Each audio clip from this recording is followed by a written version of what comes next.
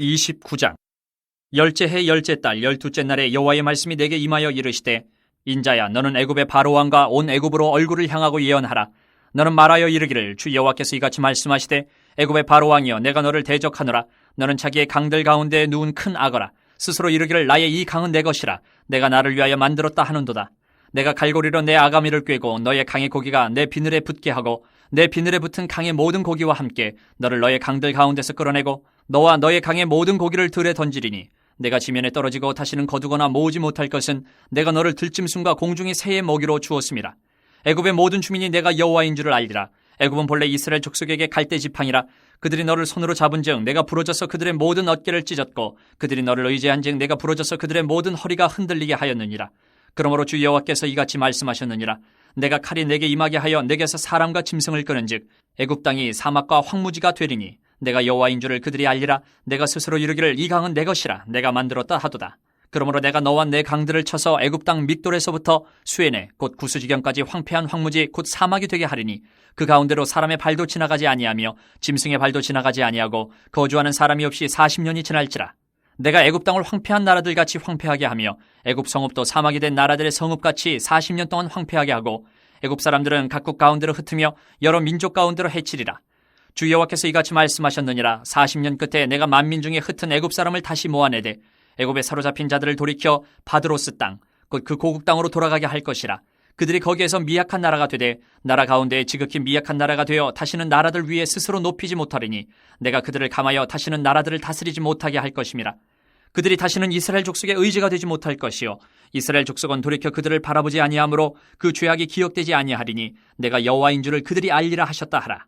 27째 해 첫째 달 초하루에 여호와의 말씀이 내게 임하여 이르시되, 인자야, 바벨론의 느부갓네살 왕이 그의 군대로 두로를 치게 할 때에 크게 수고하여 모든 머리털이 무질어졌고 모든 어깨가 벗어졌으나 그와 군대가 그 수고한 대가를 두로에서 얻지 못하였느니라. 그러므로 주 여호와께서 이같이 말씀하셨느니라. 내가 애굽 땅을 바벨론의 느부갓네살 왕에게 넘기리니, 그가 그 무리를 잡아가며 물건을 노략하며 빼앗아갈 것이라. 이것이 그 군대의 보상이 되리라. 그들의 수고는 나를 위하여 함인즉 그 대가로 내가 애굽 땅을 그에게 주었느니라. 주 여호와의 말씀이니라. 그날에 나는 이스라엘 족속에게 한 뿔이 돋아나게 하고, 나는 또 내가 그들 가운데서 입을 열게 하리니, 내가 여호와인 줄을 그들이 알리라. 30장. 또 여호와의 말씀이 내게 임하여 이르시되, 인자야, 너는 예언하여 이르라. 주 여호와께서 이와 같이 말씀하시되, 너희는 통곡하며 이르기를, 슬프다 이날이여 하라. 그날이 가깝도다. 여호와의 날이 가깝도다. 구름의 날일 것이요 여러 나라들의 때이리로다. 애굽의 칼이 임할 것이라. 애굽에서 죽임당한 자들이 엎드러질 때에 구스에 심한 근심이 있을 것이며, 애굽의 무리가 잡혀가며 그 터가 헐릴 것이요, 구스와 북과 룻과 모든 섞인 백성과 굽과 및 동맹한 땅의 백성들이 그들과 함께 칼에 엎드러지리라. 여호와께서 이같이 말씀하셨느니라. 애굽을 붙들어주는 자도 엎드러질 것이요, 애굽의 교만한 권세도 낮아질 것이라. 믹돌에서부터 수에네까지 무리가 그 가운데서 칼에 엎드러지리라. 주 여호와의 말씀이니라. 황폐한 나라들 같이 그들도 황폐할 것이며, 사막이 된 성읍들 같이 그 성읍들도 사막이 될 것이라. 내가 애굽에 불을 일으키며 그 모든 돕는 자를 멸할 때에 그들이 나를 여호와인 줄 알리라. 그날의 사절들이 내 앞에서 배로 나아가서 염려 없는 구스 사람을 두렵게 하리니, 애굽의 재앙의 날과 같이 그들에게도 심한 근심이 있으리라. 이것이 오리로다. 주 여호와께서 이같이 말씀하셨느니라. 내가 또 바벨론의 느부갓네살 왕의 손으로 애굽의 무리들을 끊으리니, 그가 여러 나라 가운데 광포한 자기 군대를 거느리고 와서 그 땅을 멸망시킬 때에 칼을 빼어 애굽을 쳐서 죽임당한 자로 땅에 가득하게 하리라. 내가 그 모든 강을 마르게 하고 그 땅을 악인의 손에 팔겠으며, 타국 사람의 손으로 그 땅과 그 가운데에 있는 모든 것을 황폐하게 하리라. 나 여호와의 말이니라. 주 여호와께서 이같이 말씀하셨느니라. 내가 그 우상들을 없애며 신상들을 높 가운데에서 부수며 애굽 땅에서 왕이 다시 나지 못하게 하고 그 땅에 두려움이 있게 하리라. 내가 바드로스를 황폐하게 하며 소안에 불을 지르며 노나라를 심판하며 내 분노를 애굽의 견고한 성읍 신에 쏟고 또 노나라의 무리를 끊을 것이라. 내가 애굽에 불을 일으키리니 신나라가 심히 근심할 것이며, 노나라는 찢겨 나누일 것이며, 놈나라가 날로 대적이 있을 것이며, 아웬과 비베셋의 장정들은 칼에 엎드러질 것이며, 그 성읍 주민들은 포로가 될 것이라. 내가 애굽의 멍에를 꺾으며 그 교만한 권세를 그 가운데에서 그치게 할 때에 그 암느에스에서는 날이 어둡겠고 그 성읍에는 구름이 덮일 것이며, 그 딸들은 포로가 될 것이라. 이같이 내가 애굽을 심판하리니, 내가 여호와인 줄을 그들이 알리라 하셨다 하라. 11째 해 첫째 달 7째 날에 여호와의 말씀이 내게 임하여 이르시되, 인자야, 내가 애굽의 바로왕의 팔을 꺾었더니 칼을 잡을 힘이 있도록 그것을 아주 싸매지도 못하였고 약을 붙여 싸매지도 못하였느니라. 그러므로 주 여호와께서 이같이 말씀하셨느니라. 내가 애굽의 바로 왕을 대적하여 그 두 팔 곧 성한 팔과 이미 꺾인 팔을 꺾어서 칼이 그 손에서 떨어지게 하고 애굽 사람을 문나라 가운데로 흩으며 뭇 백성 가운데로 해칠지라. 내가 바벨론 왕의 팔을 견고하게 하고 내 칼을 그 손에 넘겨주려니와 내가 바로의 팔을 꺾으리니 그가 바벨론 왕 앞에서 고통하기를 죽게 상한 자의 고통하듯 하리라. 내가 바벨론 왕의 팔은 들어주고 바로의 팔은 내려뜨릴 것이라. 내가 내 칼을 바벨론 왕의 손에 넘기고 그를 들어 애굽 땅을 치게 하리니 내가 여호와인 줄을 그들이 알리라. 내가 애굽 사람을 나라들 가운데로 흩으며 백성들 가운데로 해치리니 내가 여호와인 줄을 그들이 알리라. 31장. 11째 해 셋째 달 초하루에 여호와의 말씀이 내게 임하여 이르시되 인자야 너는 애굽의 바로 왕과 그 무리에게 이르기를 내 큰 위엄을 누구에게 피하랴. 볼지어다 아수르 사람은 가지가 아름답고 그늘은 숲의 그늘 같으며 키가 크고 꼭대기가 구름에 닿은 레바논 백향목이었느니라. 물들이 그것을 기르며 깊은 물이 그것을 자라게 하며 강들이 그 심어진 곳을 둘러 흐르며 뚝의 물이 들의 모든 나무에까지 미치매 그 나무가 물이 많으므로 키가 들의 모든 나무보다 크며 굵은 가지가 번성하며 가는 가지가 길게 뻗어나갔고 공중의 모든 새가 그 큰 가지에 깃들이며 들의 모든 짐승이 그 가는 가지 밑에 새끼를 낳으며 모든 큰 나라가 그 그늘 아래에 거주하였느니라. 그 뿌리가 큰 물가에 있으므로 그 나무가 크고 가지가 길어 모양이 아름다우며 하나님의 동산의 백향목이 능히 그를 가리지 못하며 잣나무가 그 굵은 가지만 못하며 단풍나무가 그 가는 가지만 못하며 하나님의 동산의 어떤 나무도 그 아름다운 모양과 같지 못하였도다. 내가 그 가지를 많게 하여 모양이 아름답게 하였더니 하나님의 동산 에덴에 있는 모든 나무가 다 시게 하였느니라. 그러므로 주 여호와께서 이같이 말씀하셨느니라. 그의 키가 크고 꼭대기가 구름에 닿아서 높이 솟아났으므로 마음이 교만하였은즉 내가 여러 나라의 능한 자의 손에 넘겨줄지라. 그가 임의로 대우할 것은 내가 그의 악으로 말미암아 쫓아내었음이라. 여러 나라의 포악한 다른 민족이 그를 찍어버렸으므로 그 가는 가지가 산과 모든 골짜기에 떨어졌고 그 굵은 가지가 그 땅 모든 물가에 꺾어졌으며 세상 모든 백성이 그를 버리고 그 그늘 아래에서 떠나매 공중의 모든 새가 그 넘어진 나무에 거주하며 들의 모든 짐승이 그 가지에 있으리니 이는 물가에 있는 모든 나무는 키가 크다고 교만하지 못하게 하며 그 꼭대기가 구름에 닿지 못하게 하며 또 물을 마시는 모든 나무가 스스로 높아 서지 못하게 함이니 그들을 다 죽음에 넘겨주어 사람들 가운데서 구덩이로 내려가는 자와 함께 지하로 내려가게 하였음이라. 주 여호와께서 이같이 말씀하셨느니라. 그가 스올에 내려가던 날에 내가 그를 위하여 슬프게 울게 하며 깊은 바다를 덮으며 모든 강을 쉬게 하며 큰 물을 그치게 하고 레바논이 그를 위하여 슬프게 울게 하며 들의 모든 나무를 그로 말미암아 쇠잔하게 하였느니라. 내가 그를 구덩이에 내려가는 자와 함께 스올에 떨어뜨리던 때에 백성들이 그 떨어지는 소리로 말미암아 진동하게 하였고 물을 마시는 에덴의 모든 나무 곧 레바논에 뛰어나고 아름다운 나무들이 지하에서 위로를 받게 하였느니라. 그러나 그들도 그와 함께 스올에 내려 칼에 죽임을 당한 자에게 이르렀나니 그들은 옛적에 그의 팔이 된 자여 나라들 가운데서 그 그늘 아래에 거주하던 자니라. 너의 영광과 위대함이 에덴의 나무들 중에서 어떤 것과 같은 것. 그러나 내가 에덴의 나무들과 함께 지하에 내려갈 것이요 거기에서 할례를 받지 못하고 칼에 죽임을 당한 자 가운데에 누우리라. 이들은 바로와 그의 모든 군대니라. 주 여호와의 말씀이니라 하라. 32장. 12째 해 12째 달 초하루에 여호와의 말씀이 내게 임하여 이르시되 인자야 너는 애굽의 바로 왕에 대하여 슬픈 노래를 불러 그에게 이르라. 너를 여러 나라에서 사자로 생각하였더니 실상은 바다 가운데에 큰 악어라. 강에서 튀어 일어나 발로 물을 휘저어 그 강을 더럽혔도다. 주 여호와께서 이같이 말씀하셨느니라. 내가 많은 백성의 무리를 거느리고 내 그물을 내 위에 치고 그 그물로 너를 끌어오리로다. 내가 너를 무태버리며 들에 던져 공중의 새들이 내 위에 앉게 할 것이며 온 땅의 짐승이 너를 먹어 배부르게 하리로다. 내가 내 살점을 여러 산에 두며 내 시체를 여러 골짜기에 채울 것이며 내 피로 내 헤엄치는 땅에 물대듯 하여 산에 미치게 하며 그 모든 개천을 채우리로다. 내가 너를 불끄듯 할 때에 하늘을 가리어 별을 어둡게 하며 해를 구름으로 가리며 달이 빛을 내지 못하게 할 것이며 하늘의 모든 밝은 빛을 내가 내 위에서 어둡게 하여 어둠을 내 땅에 베풀리로다. 주 여호와의 말씀이니라. 내가 내 패망의 소문이 여러 나라 곧 내가 알지 못하는 나라들에 이르게 할 때에 많은 백성의 마음을 번뇌하게 할 것이며 내가 그 많은 백성을 너로 말미암아 놀라게 할 것이며 내가 내 칼이 그들의 왕 앞에서 춤추게 할 때에 그 왕이 너로 말미암아 심히 두려워할 것이며 내가 엎드러지는 날에 그들이 각각 자기 생명을 위하여 무시로 떨기로다. 주 여호와께서 이같이 말씀하셨느니라. 바벨론 왕의 칼이 내게 오리로다. 나는 내 무리가 용사 곧 모든 나라의 무서운 자들의 칼에 엎드러지게 할 것이며 그들이 애굽의 교만을 패하며 그 모든 무리를 멸하리로다. 내가 또 그 모든 짐승을 큰 물가에서 멸하리니 사람의 발이나 짐승의 굽이 다시는 그 물을 흐리지 못할 것이며 그때에 내가 그 물을 맑게 하여 그 강이 기름같이 흐르게 하리로다. 주 여호와의 말씀이니라. 내가 애굽 땅이 황폐하여 사막이 되게 하여 거기에 풍성한 것이 없게 할 것이며 그 가운데에 모든 주민을 치리니 내가 여호와인 줄을 그들이 알리라. 이는 슬피 부를 노래이니 여러 나라 여자들이 이것을 슬피 부르며 애굽과 그 모든 무리를 위하여 이것을 슬피 부르리로다. 주 여호와의 말씀이니라. 12채의 어느 달 15째 날에 여호와의 말씀이 내게 임하여 이르시되 인자야 애굽의 무리를 위하여 슬피 울고 그와 유명한 나라의 여자들을 구덩이에 내려가는 자와 함께 지하에 던지며 이르라 너의 아름다움이 어떤 사람들보다도 뛰어나도다. 너는 내려가서 할례를 받지 아니한 자와 함께 누울지어다. 그들이 죽임을 당한 자 가운데에 엎드러질 것이며 그는 칼에 넘겨진 바 되었은즉 그와 그 모든 무리를 끌지어다.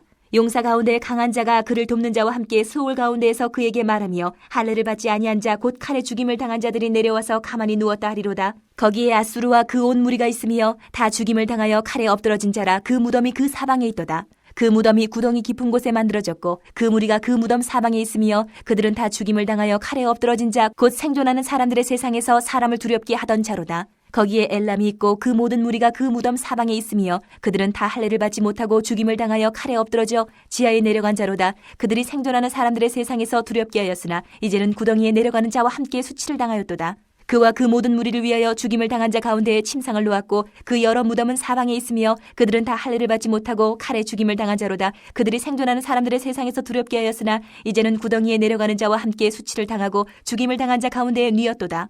거기에 메색과 두발과 그 모든 무리가 있고 그 여러 무덤은 사방에 있으며 그들은 다 할례를 받지 못하고 칼에 죽임을 당한 자로다. 그들이 생존하는 사람들의 세상에서 두렵게 하였으나 그들이 할례를 받지 못한 자 가운데에 이미 엎드러진 용사와 함께 누운 것이 마땅하지 아니하냐. 이 용사들은 다 무기를 가지고 스올에 내려가서 자기의 칼을 베개로 삼았으니 그 백골이 자기 죄악을 졌으며 생존하는 사람들의 세상에서 용사의 두려움이 있던 자로다. 오직 너는 할례를 받지 못한 자와 함께 패망할 것이며 칼에 죽임을 당한 자와 함께 누우리로다. 거기에 에돔 곧 그 왕들과 그 모든 고관이 있으며 그들이 강성하였었으나 칼에 죽임을 당한 자와 함께 있겠고 할례를 받지 못하고 구덩이에 내려간 자와 함께 누우리로다. 거기에 죽임을 당한 자와 함께 내려간 북쪽 모든 방백과 모든 시돈 사람이 있으며 그들이 본래는 강성하였으므로 두렵게 하였으나 이제는 부끄러움을 품고 할례를 받지 못하고 칼에 죽임을 당한 자와 함께 누웠고 구덩이에 내려가는 자와 함께 수치를 당하였도다. 바로가 그들을 보고 그 모든 무리로 말미암아 위로를 받을 것이며 칼에 죽임을 당한 바로와 그 온 군대가 그러하리로다. 주 여호와의 말씀이니라. 내가 바로로 하여금 생존하는 사람들의 세상에서 사람을 두렵게 하게 하였으나 이제는 그가 그 모든 무리와 더불어 할례를 받지 못한 자 곧 칼에 죽임을 당한 자와 함께 누이리로다. 주 여호와의 말씀이니라.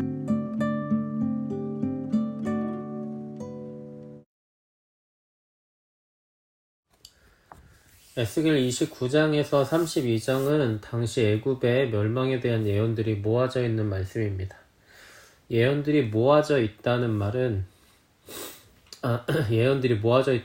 특별히 언급하는 이유는 각 예언들이 모두 애굽의 멸망을 말하는 것들이지만 각 예언들이 선포된 시기가 적게는 1년이 차이가 나고 많게는 16년이 차이가 나기 때문입니다. 참고로 알아두시기 바랍니다. 먼저 29장 1절에서 16절까지의 예언은 열째 해, 열째 달, 12째 날에 선포된 말씀입니다. 이 시기가 어떤 때인지 좀 더 구체적으로 말하자면 남유다 왕국의 여호야긴 왕이 바벨론의 포로로 붙잡혀가고 대신에 시드기야 왕이 남유다 왕국을 다스린 지 10년째가 된 때였습니다. 그리고 열왕기하 25장의 말씀을 참고하면 당시 남유다 왕국의 수도 예루살렘은 바벨론의 포위 공격을 받고 있는 중이었습니다. 당시 바벨론은 시드기야 왕 제9년 열째 달 10일에 포위 공격을 시작했고 그로부터 약 2년 만에 예루살렘은 함락되어 남유다 왕국은 멸망하게 됩니다. 그때는 시드기야 왕 제11년 넷째 달이었습니다. 그리고 지금 에스겔 선지자는 사실상 1년 뒤면 멸망할 남유다의 백성들에게 애굽의 멸망을 예언하고 있는 것입니다. 우리는 여기에서 한 가지 의문을 가질 수 있을 것입니다. 자기가 살고 있는 나라가 멸망 직전에 있는데 남의 나라의 멸망에 대한 예언을 하고 있는 이유는 무엇일까 하는 것입니다. 당시 남유다 왕국은 약 20년 동안 두 강대국 바벨론과 애굽 사이에서 살아남기 위해 동맹국을 수시로 바꿔왔습니다. 그리고 바벨론과 동맹을 맺든 애굽과 동맹을 맺든 모두 약소국이었던 남유다에게는 불평등한 조약에 의한 동맹이었기 때문에 남유다 왕국의 입장에서는 상대적으로 덜 피해를 주는 쪽을 동맹국으로 택하려고 해왔습니다. 시드기야 왕 당시 남유다는 바벨론에 종속되어 있었습니다. 바벨론에 바쳐야 하는 조공의 부담을 느낀 시드기야는 바벨론을 배신하고 애국과 손을 잡으려고 했습니다. 그의 외교적 결정은 정치적으로 봤을 때 그렇게 나쁜 판단은 아니었습니다. 당시 바벨론과 애굽 사이에 두 차례의 전투가 있었고 그때까지만 하더라도 두 세력의 우열이 아직 가려지지 않았기 때문이었습니다. 하지만 바벨론의 왕 느부갓네살에 대한 시드기야 왕의 배신은 결국 남유다 왕국의 멸망을 초래합니다. 결국 에스겔 선지자가 당시 선포한 애굽의 멸망에 대한 예언은 남유다의 외교적 선택이 틀린 것이었음을 지적하는 말씀이었습니다. 하지만 성경은 당시 남유다 왕국이 애굽과 동맹을 맺은 것을 외교적 관점에서 비난하지 않습니다. 당시 남유다 왕국의 존망은 바벨론과 애굽 중 어떤 나라와 동맹을 맺어야 하는가에 달려 있었던 것이 아니라 하나님의 율법에 순종하느냐 안 하느냐에 달려 있었기 때문이었습니다. 에스겔 선지자는 남유다의 멸망이 하나님의 율법에 순종하지 않은 것에 대한 하나님의 심판이라고 말했지만 당시 남유다의 백성들은 그저 국력이 약해서 멸망을 당한다고만 생각했던 것입니다. 그래서 국력이 없으면 다른 나라로부터 빌려서라도 국력을 키워야겠다고 생각하고 애국과 동맹을 맺으려고 했던 것입니다. 하지만 남유다 왕국의 이러한 태도는 단순히 바벨론이라는 나라를 배신한 것이 아니라 바벨론을 이용해서 심판을 내리시는 하나님을 대적하는 행위였습니다. 그래서 하나님은 그들의 노력이 얼마나 무익한지를 보여주시기 위해 그들이 부여잡고 있는 마지막 희망인 애굽의 멸망을 말씀하신 것입니다. 애굽이 멸망하게 될 이유는 쉽게 말해 교만 때문이었습니다. 그리고 그들의 교만은 그들의 국력에서 나왔습니다. 너는 자기의 강들 가운데 누운 큰 악어라 스스로 이르기를 나의 이 강은 내 것이라 내가 나를 위하여 만들었다 하는도다. 에스겔 29장 3절 말씀입니다.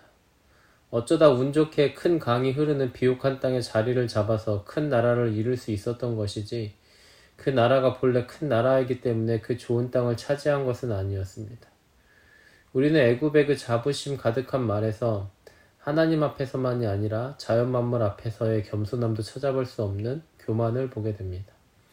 하나님은 그런 교만한 애굽을 멸망시킬 것을 말씀하십니다.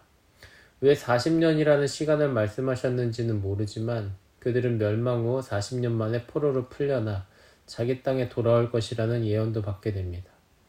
그들은 그들의 왕조가 처음 시작되었던 바드로스, 참고로 이 바드로스는 상부 이집트의 지명입니다. 이집트는 하이집트와 상이집트로 지리적으로 나뉘는데요.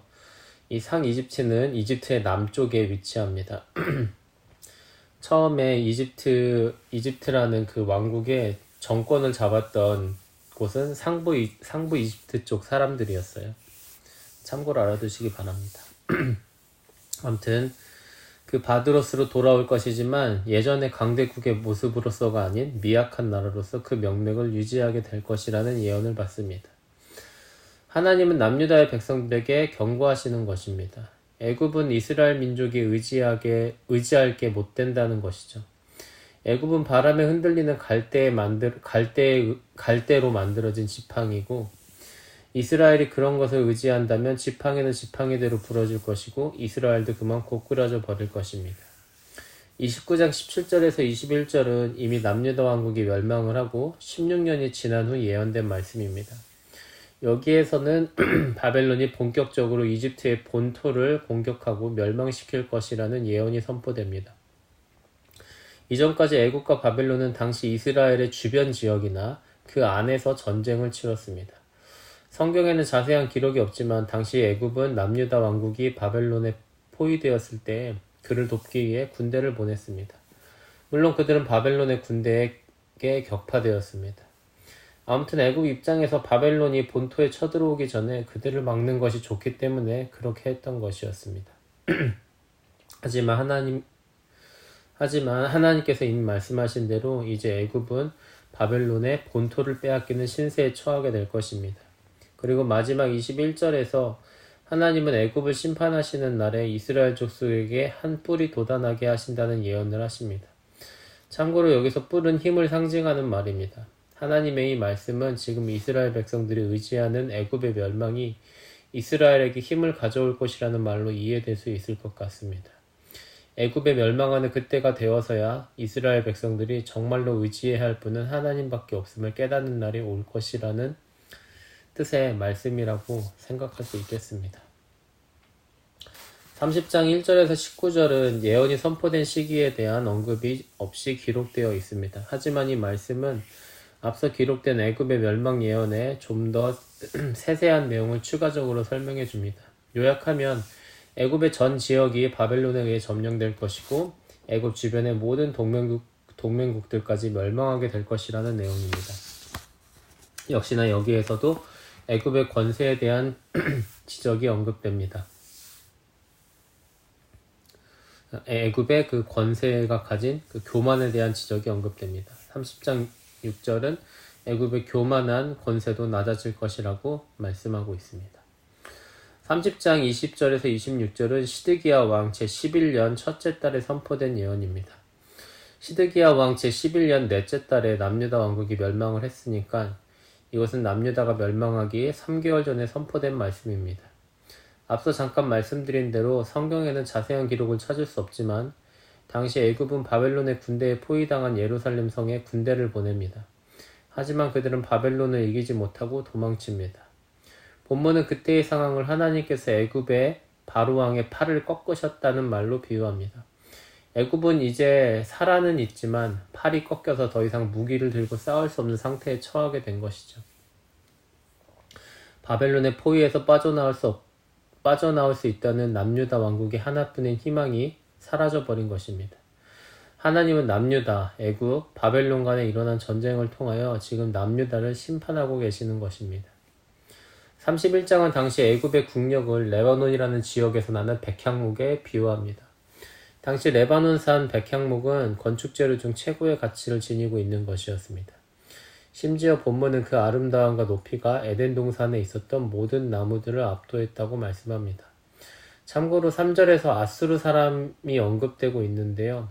이것에 대한 이유를 말하자면 이미 멸망했지만 한때 강성했던 아수르 왕국처럼 애굽이 강성했고 그러한 모습이 레바논산 백향목에 비유될 만하다는 설명까지 연결된 것이라고 생각하시면 될 것 같습니다. 하지만 역시나 애굽도 멸망하게 될 것이었습니다. 계속해서 언급되고 있는 것처럼 그들의 교만이 그들의 멸망을 자초했기 때문입니다. 그의 키가 크고 꼭대기가 구름에 닿아서 높이 솟아났으므로 마음이 교만하였은즉이라는 31장 10절의 말씀은 애굽의 교만을 지적하고 있습니다.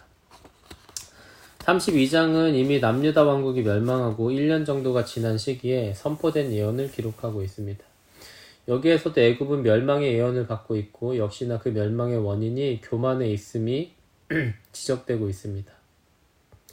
애굽의 교만의 원천은 앞서 잠깐 언급했던 것처럼 그들이 강대국으로서 갖고 있던 국력이었습니다. 흥미롭게도 32장 17절에서 32절 말씀은 애굽의 멸망을 예언하면서 당시 한때 강대국으로서 이름을 날렸지만 지금은 멸망한 나라들이 언급되는데 이들 나라에 대한 한결같은 표현이 다음과 같습니다. 생존하는 사람들의 세상에서 사람을 두렵게 하게 하였으나 이 나라들은 모두 한때 강대국으로서 세상 사람들을 두렵게 했었습니다. 하지만 지금 그들은 모두 멸망했고 죽음이라는 저주의 심판을 받았습니다. 또 본문에는 이들의 죽음을 가리켜 할례를 받지 못한 자 가운데에 이미 엎드러진 용사와 함께 누운 것이라는 표현이 자주 나오는데 이것은 그들이 모두 하나님의 백성이 아니었기 때문에 하나님의 심판을 받았다는 것을 뜻합니다. 하나님의 백성들은 하나님의 구원을 받지 심판을 받지 않습니다. 본문은 강대국의 백성이 된다는 것이 하나님의 백성이 된다는 것과 절대로 동일시될 수 없을 뿐만 아니라 그것을 대체할 수도 없다는 것을 분명하게 말씀합니다. 인생의 가치를 하나님에게서 부여받은 것이라고 생각하지 않고 한 나라의 국력과 같이 인간적인 소유에서 찾으려고 하고 심지어 죽음도 그것으로 이겨낼 수 있다고 생각하는 것이 교만인 것입니다. 구약에 나타나는 소위 우상숭배에 대한 정죄는 단순히 기독교가 아닌 다른 종교를 가지는 것에 대한 1차원적인 비난이 아닙니다. 성경은 특정 종교의 교리 자체를 문제 삼는 것이 아니라 그 종교를 부여잡고 사는 사람의 마음의 잘못을 정죄합니다. 구약에서 하나님의 율법은 사람들에게 겸손을 요구합니다. 반면에 당시 모든 우상숭배는 사람들에게 교만을 부추깁니다. 겸손과 교만은 모두 사람의 마음의 상태를 가리키는 말이죠. 에스겔서 전체에서 일관적으로 지적되는 남유다 백성들의 죄를 요약하면 이스라엘 백성들이 하나님의 율법을 지키지 않고 그로 인해서 이웃 간에 서로 포악한 행위를 일삼았다는 것입니다. 한 개인의 삶의 가치는 하나님께서 부여하신 것이라는 말씀을 버리고 자기가 가진 것으로 자기의 삶의 가치를 얻어내려는 마음이 하나님을 불필요한 존재로 느끼고 자기보다 적게 가진 이웃을 막 대하고 심지어 자신이 가진 것이 자신을 죽음에서까지 지켜줄 수 있다고 여기는 것이 바로 교만입니다. 하나님의 율법은 바로 그러한 교만을 정죄했습니다. 당시 남유다의 백성들은 애굽을 교만하기 때문에 심판받아야 할 나라라고 생각하지 않고 그 정도면 교만해도 되는 나라로 생각했던 것 같습니다. 보통 사람 같으면 자기 일을 자랑하고 싶거나 누군가를 무시하려는 마음이 들더라도 주변의 평가가 두려워서 대놓고 그런 일을 하지 못하지만 어떤 주변 사람들도 무시할 수 없을 정도의 권력을 가진 사람들은 아무렇지도 않게 그런 천박한 일을 해버립니다. 남유다의 백성들은 하나님과 사람 앞에서 겸손한 마음보다는 교만에도 큰 문제를 느끼지 못하는 사람들의 뻔뻔함과 권력을 동경했습니다. 하나님은 이러한 자들은 반드시 하나님의 저주의 심판을 받을 것이라는 증거로 애굽을 멸망시키셨습니다. 세상은 교만해도 되는 상태를 복으로 여기지만 그러한 세상을 몰아낼 하나님의 나라는 겸손한 사람만이 복을 누릴 수 있다는 것을 보여줄 것입니다. 우리 모두 하나님 나라의 백성으로서 겸손한 마음으로 하나님께서 주시는 복을 누리는 삶을 살기를 원합니다. 함께 기도하겠습니다. 거룩하고 자비하신 하나님 아버지, 우리 모두 어디서나 교만해도 되는 사람이 아니라 하나님과 모든 사람 앞에서 겸손한 사람이 되는 것이 복된 길임을 잊지 않기를 원합니다. 우리가 뭔가를 갖게 되고 기쁨을 얻었을 때 그것을 교만의 기회로 삼지 않고 그것으로 하나님께 감사하고 이웃을 유익하게 하는 우리가 될 수 있도록 인도하여 주옵소서. 예수님의 이름으로 기도합니다. 아멘.